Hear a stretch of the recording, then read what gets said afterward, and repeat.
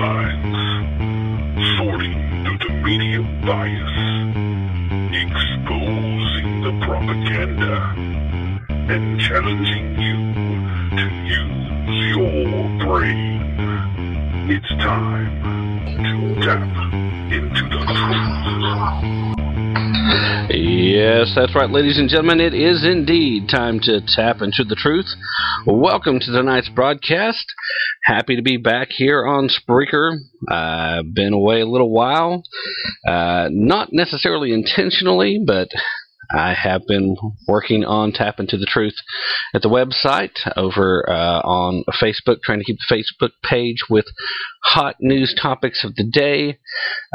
Also trying to keep things going on Twitter as well. And unfortunately, so many hours in the day, so much to do. Plus, I'm also doing Tap Into the Truth on Blog Talk Radio, only once a week over there right now. But with the 2-hour format and operating on trying to get guests over there, it's a little bit easier to have folks call in and do the like. It is very time-consuming, but I'm going to make a concerted effort from this point forward to make sure that Spreaker gets equal time, because there's more freedom over here on Spreaker, and there's certainly more availability. I'm not going to go into a whole heck of a lot of news stories right now, even though there's a ton of things that we need to talk about. Benghazi is coming. New information, hot and heavy every day. We will not forget. It will not go away. Mr. Occupier, you, Miss Clinton, and now Mr. Kerry, who seems to think that it's still his continuing job to cover up for this. You guys need to understand the truth will come out. We will find out, and there will be no more room for you to hide. Also, very, very passionate, and we'll definitely be doing a show very soon in regards to the morning after pill. This Plan B being made available over the counter initially to girls 15 years 15 age and up. Now, no age limit at all as of Friday because of a judge's order. Definitely not happy with that. Definitely going to go into it. But what I wanted to do tonight is bring up the question of what America needs to know about Islam. The reason I did this was because this past Sunday, Tap Into the Truth on Blog Talk was titled, "Is There Room for Islam in America?" And what I did is I set up 2 weeks in advance. I started doing research. I wanted to ask a question that had actually been on my mind since before the 9/11 attacks. But I had never adequately researched it, mostly because I, like a lot of Americans, was extremely busy and didn't have time to really delve into a religion other than my own. So I kind of took it at face value, what the media was telling us. And that was, of course, that Islam is actually a religion of peace, and that this is just a perversion of it, that we're seeing that these Islamic radical people have just twisted it. But, you know, I was never completely satisfied without hearing more details. I kind of accepted it. And, yeah, I'm typically a pretty laid-back guy when it comes to social issues. I'm not as hardcore as I am on the conservative and the limited government roles and the constitutionality of what our government should be allowed to do and not. I'm very, very conservative when it comes to constitutional limitation of government. I'm a little bit more libertarian when it comes to social issues, and my opinion is there. As far as my faith is concerned, I believe you answer for what you did, I answer for what I did. And as far as anything else is concerned, as long as what you're doing isn't directly affecting me or directly bothering me, then it's your business. It's not mine. And I want to make it quite clear at this point in time, before I go any further, I have no ill will towards Muslims. I am far more embracing and accepting of Muslims that are not engaged in any type of radicalized activities, which is not limited to going around and bombing places, by the way. But in the process, I made contact with an author a gentleman who's also an activist with the organization Act for America. He's one of the leaders of the Los Angeles chapter, and he came onto the show this past Sunday, and we talked for about 30 minutes about a book he had written and about his activities there. So I'm going to go ahead and do an early commercial break. I'm going to play for you that interview because it's a very good interview, and we discussed some of the more important parts about the actual faith of Islam, as far as what actually is authentic Islam. And it's done it very well in the gentleman's book. His name is John Steinreich, and the name of his book is The Words of God, the Bible, the Quran, and How They're Lived in a post-9/11 world. So I'm also going to post information in regards to a website if you're interested in looking him up or looking up that. Before we do that, though, I also would like to point out, for those of you who are interested in social networking with like-minded Tea Party people, I would highly recommend you check out teapartycommunity.com. I've got kind of an informal relationship with them at the moment, and we're looking to better formalize that, possibly even a sponsorship involved there. If that's the case, definitely hopeful that we can evolve and be of mutual benefit. In the meanwhile, feel free to check out teapartycommunity.com. Basically, it's Facebook without all the liberals. And they're very actively doing a lot of things over there to help grassroots causes that, generally speaking, conservatives can really get behind. Everything from their petition drive and a current contest for a banner of Keep Your Hands Off Our Guns, to an upcoming site that's about to launch on another social issue that is of very big importance to most conservatives. So hang with us. Let's get through the quick commercial break, and when we get back, we'll go straight into the interview.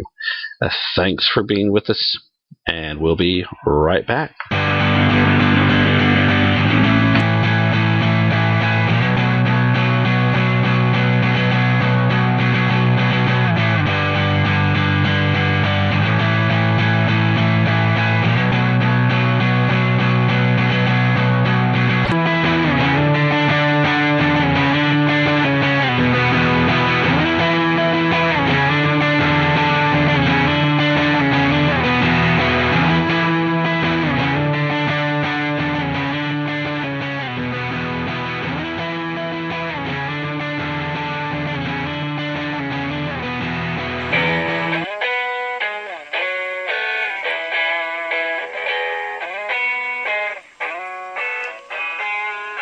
Tap into the truth.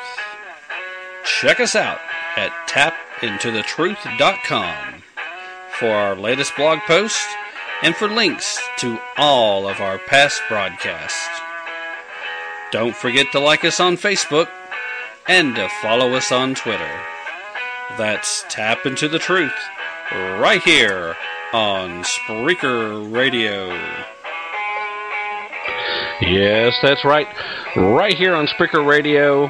When you can catch us, be sure to check out tapintothetruth.com. That is our official website. Definitely still looking to try and continue to update it and improve it. But in the meanwhile, check it out. Send me a message and let me know what you think. While you're listening here, go ahead and like the show here. Follow us on Spreaker. Go ahead and check us out over on Blog Talk as well and follow the show there. Like I said, the format's a little different, and we are constantly having guests over.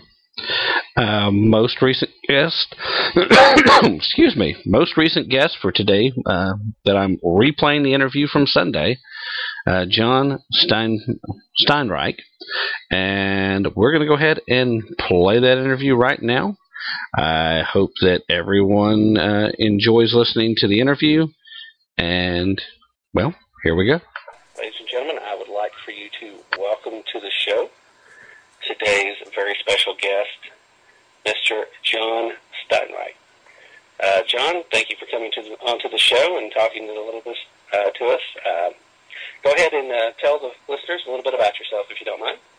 Well, I really appreciate the opportunity to come on and talk to you and your guest. Basically, I'm calling on behalf of Act for America, which many of your listeners may be listening are familiar with. It's an organization that was established about 6 or 7 years ago, really with the intent to raise awareness to the concerns of radical Islam that have been happening in our country. And it's a nonpartisan organization, so there's no real political agenda other than to really educate people and inform folks as to what's going on in regards to how radical Islam has been growing and influencing our society and kind of raising the awareness among people to the danger that it presents to our society. All right. Well, to what levels and what type of projects have you guys been doing in regards to trying to help educate folks? Well, the organization works on the grassroots level, so there's over 100,000 people across the country that are involved in local chapters, and they do outreach in the sense of holding regular meetings where they inform folks on legislation and various things that are happening in the community, and they're also with a pretty significant presence on Capitol Hill. They do have a full-time lobbyist in Washington, D.C. that raises the awareness in Congress to concerns of radical jihadism and so forth. So it's both on the local level and on the national level the organization is operating. Okay, I would imagine you probably run into a lot of resistance with that. Who have been some of your more outspoken opponents? Well, in large measure, probably the most outspoken opponent is CARE, which is an organization that's pretty well known. The acronym stands for Council on American Islamic Relations, and they're a large lobbying group as well that ostensibly their purpose is, on the surface is to combat what's commonly referred to as Islamophobia, which, is debatable as to whether it exists or not. But it's an organization that relatively vigorously opposes Act for America because they seem to think that we have an agenda to try to dismantle the Muslim community in the United States, which is not the case at all. Really what we're trying to do is educate people about the nature of Islam and the radical political agenda of the practitioners, the sort of fundamentalist Islam. Okay. As you've been doing this educational procedure and, of course, moving forward with trying to educate everyone, you, of course, have CARE. Have you run into any issues while lobbying with any particular senators or congressmen? Since I'm here on the West Coast, I haven't personally had any, information about that. I couldn't state specifically any particular folks in Congress that would have vocal opposition. But what I've heard from, being able to follow what the national organization is doing is that there's a small number of people in Congress that have gravitated toward an understanding of the issue at hand, and a lot of the majority, unfortunately, are not finding, how shall I say it? They hadn't been persuaded, to move beyond politically correct positioning. We were actually on a leadership conference call with Michelle Bachmann about 2 weeks ago, and she described that, there are a handful of folks in Congress, Louis Gohmert is one, she's one, and Peter King in New York, that have really come aboard and understand the concerns about what's going on with jihadism in the United States. But unfortunately, the vast majority, as she described it, of members of Congress of both parties really are handcuffed in a way that they're really afraid to speak out or address the issue in any kind of public way because it really isn't politically correct at this time. Right. And that kind of goes back to the very essence of the two questions you started out when you wrote your book. Mm-hmm.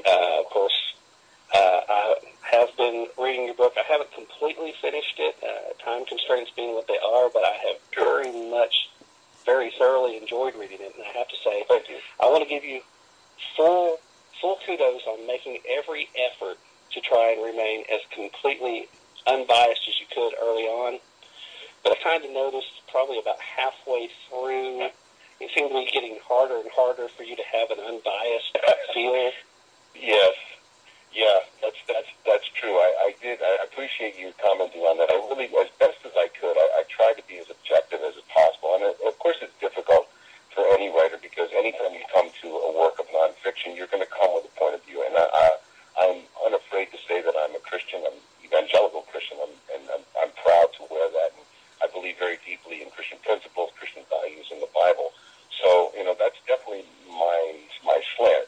But I thought it was just as I don't like people coming at Christianity and making assertions about it as a faith without any knowledge. I attempted to study Islam as much as I could with an open mind and try to give the readers of the book as much of an open perspective. But yes, indeed, it was difficult.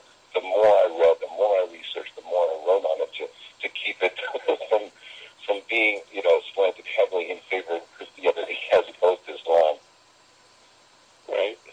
Well, one of the things I really did appreciate about the book, too, besides that, is you kind of took, once you got into a chapter-by-chapter level, you took things that are very secular, mainstream media, and our secular lifestyle here tends to use as points to attack Christianity, and you pointed out through Scripture where some of those are primarily misconceptions, and then you pointed out the Islamic view on the same topic, and it seems like Islam gets a free pass on a lot of this stuff, and it seems like, if there's anything in particular, before we go into specifics, let me go back and ask you this question. How long did you really work on researching it before you started writing the book? Okay. Well, it was about 7 years, Tim. What happened to me personally is 9/11 was what sort of woke me up. I remember, and I wrote about it in the book, is, walking into the gym that morning, not knowing what had happened and seeing it on TV, and I was really stunned. I think most Americans saw it. We were shocked at what had happened, and we thought, this can't be real.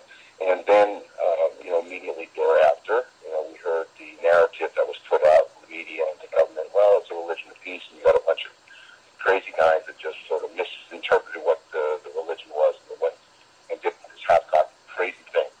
And I got curious because something in my gut said, you know what, that's not satisfactory. Because I, as a Christian, know, that people have lambasted Christianity over time and said crazy things and, ascribed things that are not true Christianity based on the scriptures. And I was curious. I said, all right, well, if this is the case, if in fact the government and media is telling us the truth, that Islam is a religion of peace, then when I open up the Quran, then I'll find that and I will confirm that.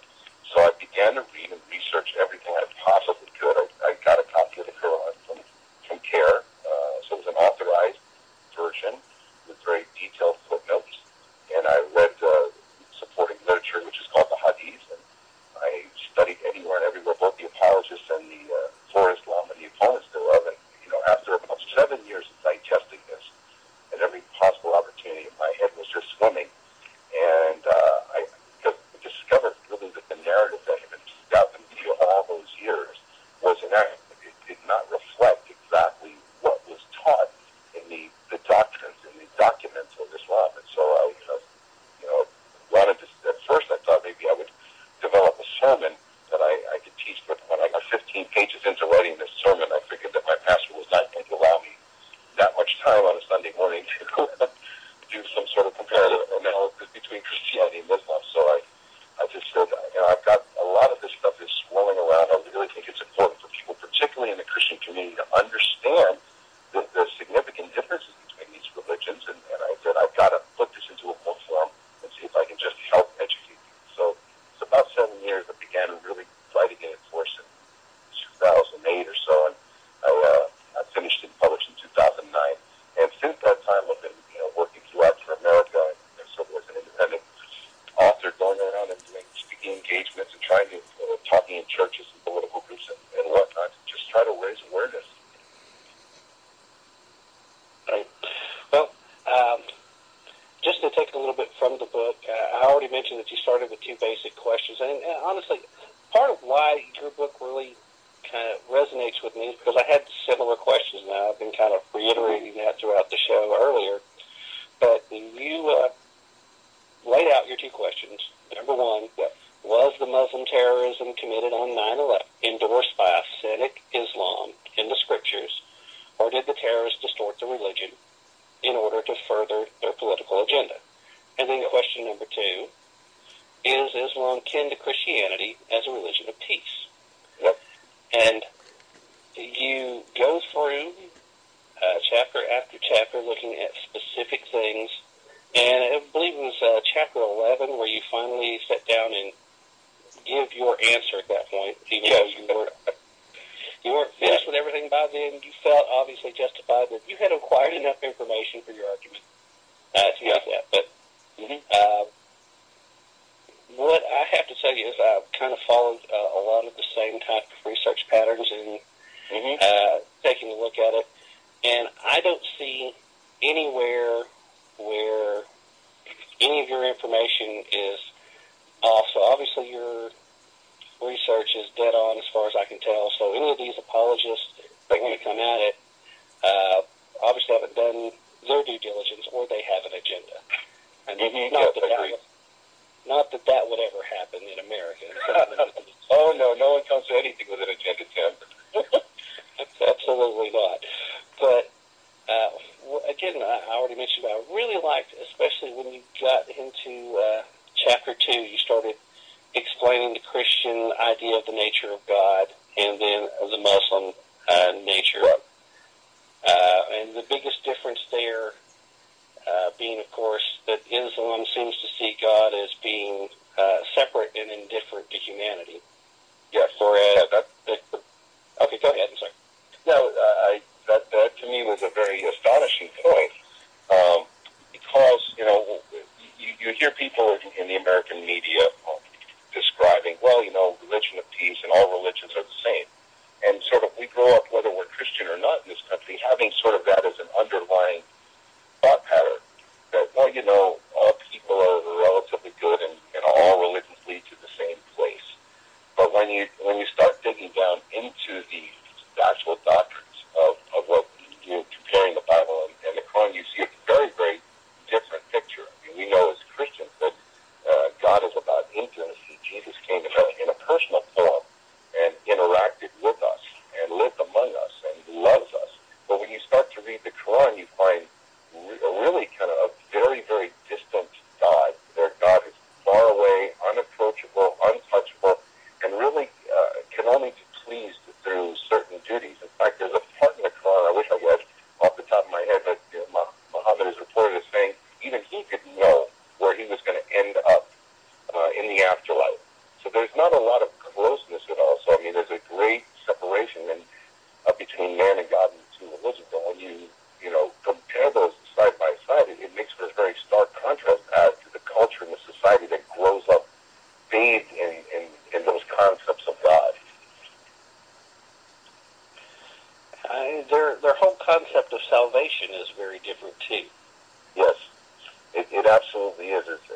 We understand, at least in Protestant Christianity, that we can't work our way toward heaven, and basically, our good works are an outpouring of the grace that God has given us, and we're saved by God's grace. So there's no amount of good works that we can do to earn our way into heaven. When you read in the Quran and Hadith, you find that the only guaranteed way to get into heaven is actually to die as a martyr in the pursuit of aggressive jihad. And that, to me, is again, a shocking and stark difference between the religions, and I venture to guess that most people in America don't realize that. Well, I think our extremely limited access to the actual teachings in the Quran, most of us have very little interest in, unfortunately, let's face it, in our secular lifestyle today, very few of us are spending enough attention to our professed religions, let alone to take the time to study someone else's.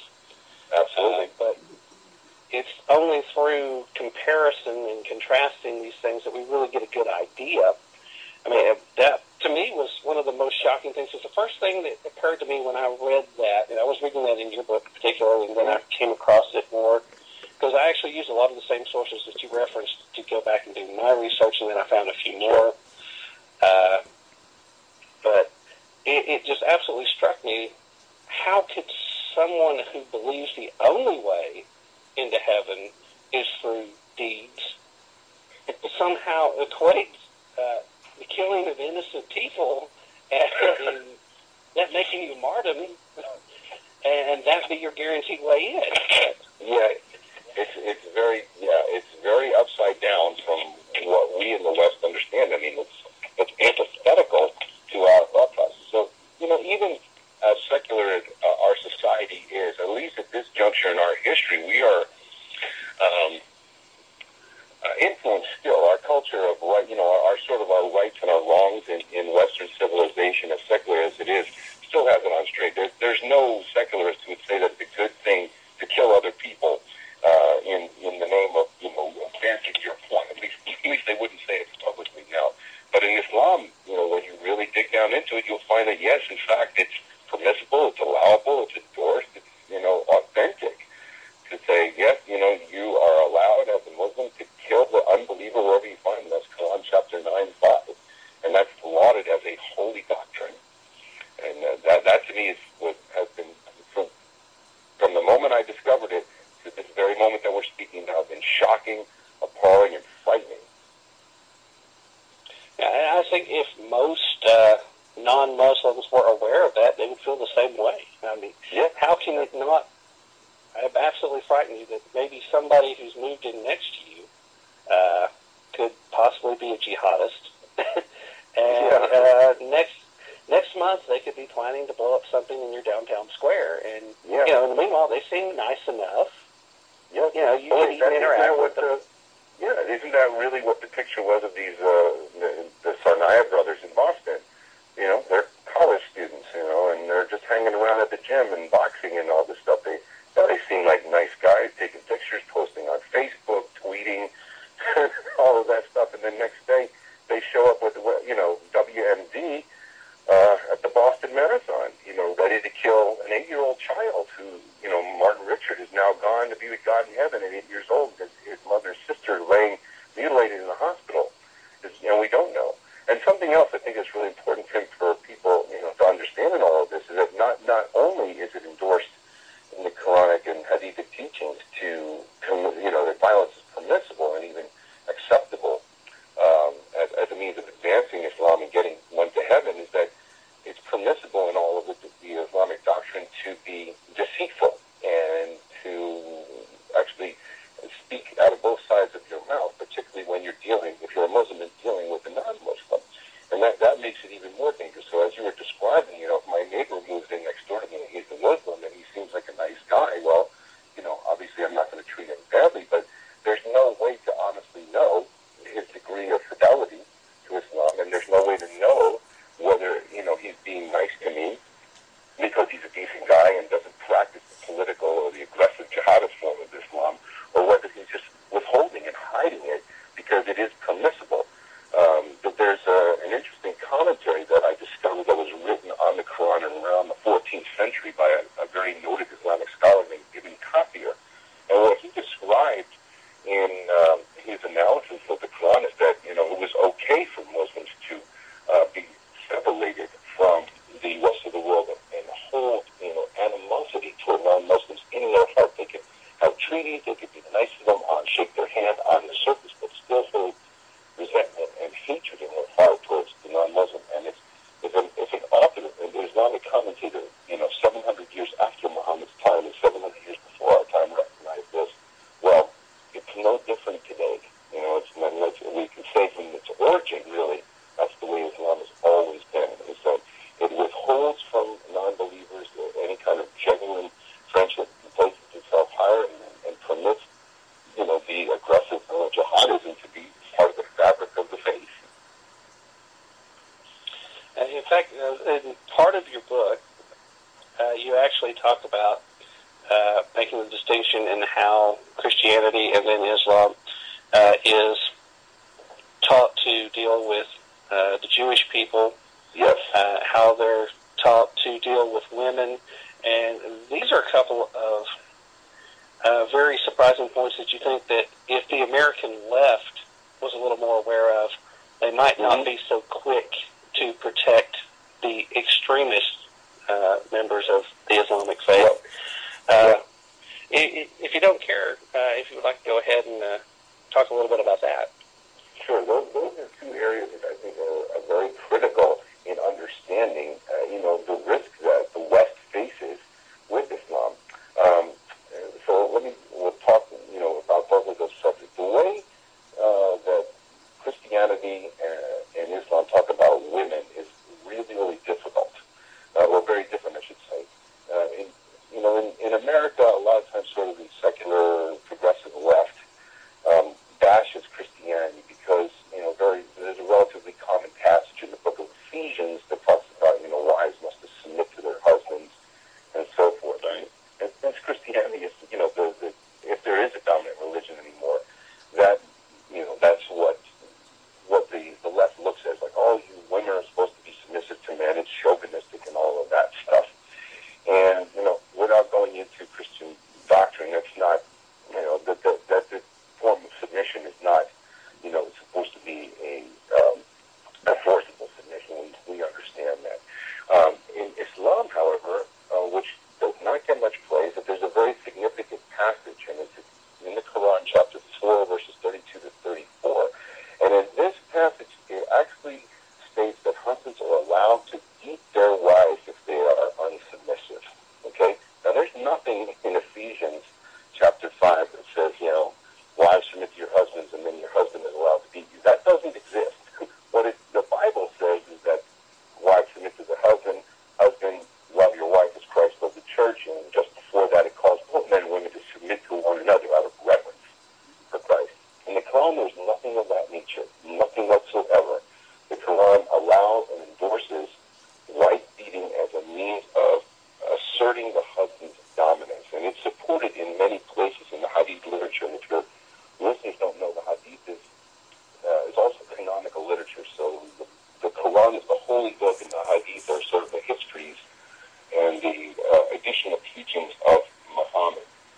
And in the Hadith literature, it expands upon this notion of male dominance and female subservience by describing women as chattel. It describes women as the more, when Muhammad had a vision of hell, he saw more women in it than men, and his reasoning for it was that, hey, women are insubordinate to their husbands. That's why they get banished to hell. So there's a really great, huge difference between how the two faiths deal with women. Now, in terms of how the religions deal with the Jewish people, it's very, very important as well, because we see in the New Testament how Jesus longs for the people of Jerusalem. His heart was broken when they wouldn't listen to his message. And the Apostle Paul said that, God still had a place in his heart for the Jewish people, even though they didn't listen to Christ's message. And Paul had hoped that he could give his own life as a ransom for the Jewish people. So there's actually a very soft-heartedness for the Jewish people in the Christian scriptures. Conversely, when you look at the overall Quranic and Hadithic record, you really see that there's a vigorous anti-Semitism in them. The short story of it is when you look at the life of Muhammad, and you see when he approached the Jews who were in the Arabian Peninsula to try to reach out to them, they rejected him. And his response to them was to gather an army and attack them and kill them. There's a very grave and tragic scene where he was establishing sort of his power base in a city called Yathrib, where there was 3 major Jewish tribes. He ousted the first 2 and took their possessions with his army, and then the last tribe he besieged them. And when they surrendered, they asked for terms of peace. And what he did at that point was ask one of his commanders, a guy named Sa'd bin Mu'adh, to pronounce a judgment on this Jewish tribe. And Sa'd said that, they should be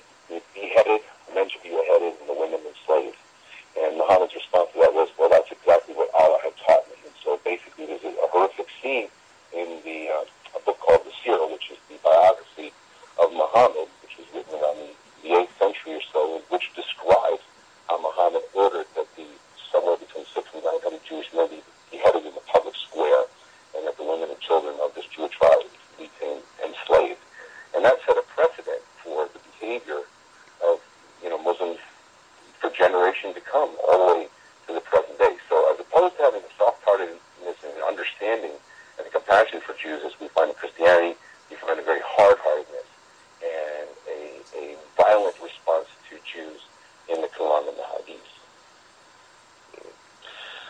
Well, I hate to kind of start heading towards wrapping it up because we are inside that last 4 minutes of the show, and there really is just so much stuff to go over. I wish we could have had you on for a full 2 hours, quite honestly, but time constraints being what they are, you having your schedule, I want to go ahead and thank you very much for taking a part out of your very busy Sunday.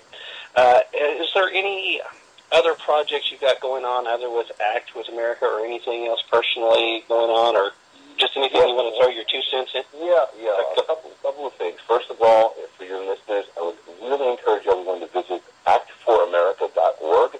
And if you're not signed up to receive the newsletter, sign up there. You can also donate. The founder is a gal named Bridget Gabriel, who was actually a victim of Islamic terrorism in the 70s in Lebanon. And she's got a very, very powerful testimony, but you can be really well informed. actforamerica.org. If anybody wants in the book, my website is lulu.com/spotlight/PDF bookstore. And my current project that I'm working on is a follow-up to the Word of God. The next book I'm writing is called The Hands of God. And I've found some Christian converts from Islam, and I'm kind of digging into their lives and seeing how Islam affected their family and their lifestyle and their thought process, and how that differs from their life once they converted to Christianity. And it gives me another platform to talk about Sharia law and the Quran and the Hadith and so forth. And so I really appreciate, this opportunity, and I definitely wish your listeners well, Tim, and God bless America. Again, thank you very much for giving up some of your time. God bless you for all the effort and time that you're taking to put forth. And I look forward to your new book. I hope you'll send me a little bit of information once it's out and available, because I'll definitely be looking for it. And hopefully you'll come back on and talk to us about that once you're ready to do that. I would be delighted to. Thank you so much. Take care now.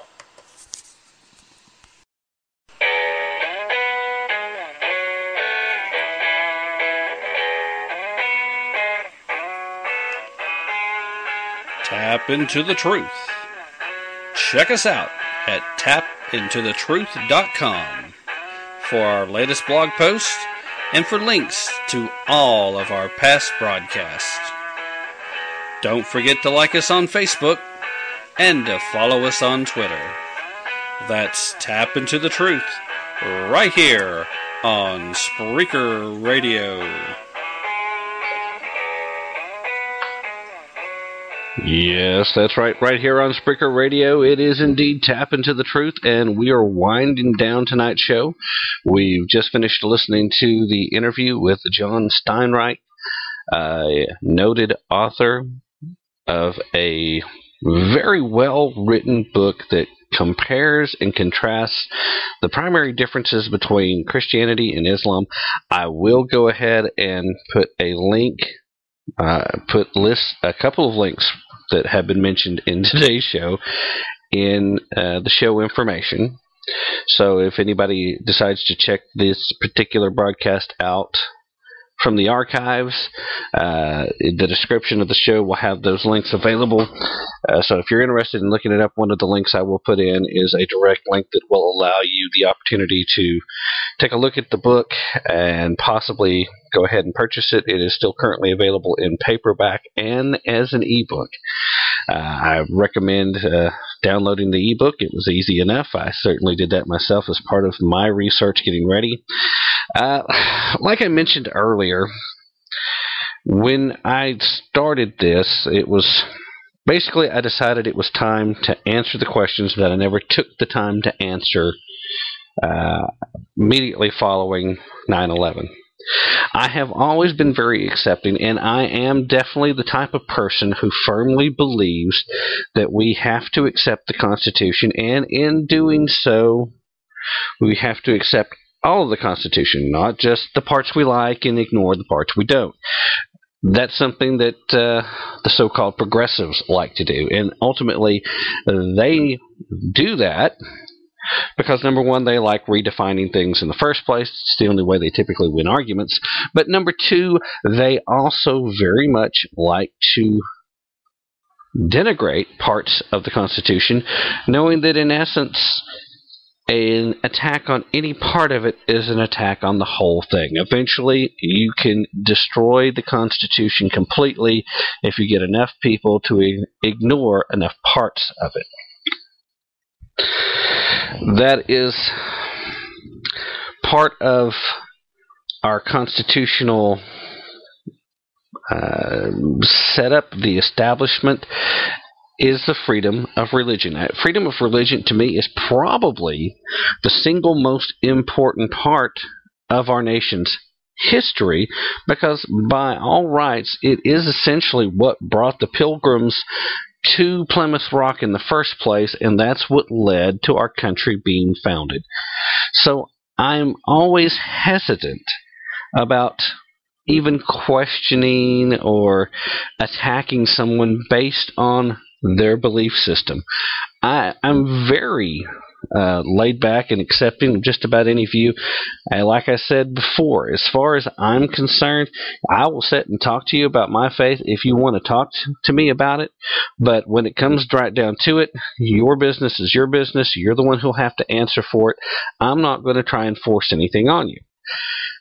But as I did my own research and as I kind of followed the precepts, and I read John's book, and I also read several of the suggested sources that he used for his research. And like he said in the interview, he researched it for over 7 years before he wrote it. So he's coming from a point of knowing that stuff backwards and forwards. I'm not quite there yet, but I am going to continue to do so. I'm much closer to finishing the book, although there is one chapter left, as I had promised that I would be reading it. But I'm also still looking more at the Quran and at some of the Hadith literature to see if there's a flaw, to see if there's something wrong. And so far, I haven't found it. And I have to say, while I'm very accepting of other people's beliefs, that I have very, very strong concerns about what actually is taught as part of authentic Islam. In fact, I really understand the point of view of the people who have come out in the past and have said that it's actually not even a religion, that it is, in fact, a cult. Because what we would legally define as a cult, it kind of fits that definition. Now, I'm not sitting here and attacking any individual, and my teachings have always been love the sinner, hate the sin. And so in accordance with Christian values, I'm going to pray for folks to see the light and hope that nobody commits acts of violence or atrocity in the name of any God. In the meanwhile, we're going to go ahead and start wrapping up this show. I hope you've enjoyed the interview. Hope you're willing to ask the questions. A lot of us are afraid to ask the questions right now because it's so politically incorrect to do it. But these are things, as Americans, we need to know. Even as just non-Muslims, we need to know. We need to start asking the questions. Stop being afraid. In the meanwhile, this has been Tap Into the Truth. Remember to use your brain. Don't take my word for it. Definitely don't take their word for it. Do the research. And good night, everybody.